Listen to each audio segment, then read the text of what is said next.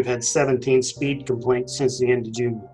And if we do find out that there's a heavy speeding area, we'll go ahead and assign the guys to sit beyond the sign and capture and write whatever they have to. We don't have enough hours or enough officers in the department to address every single speeding complaint that we receive from a citizen with an officer sitting in a car, on their street for 24 hours a day to see if there's actually a problem.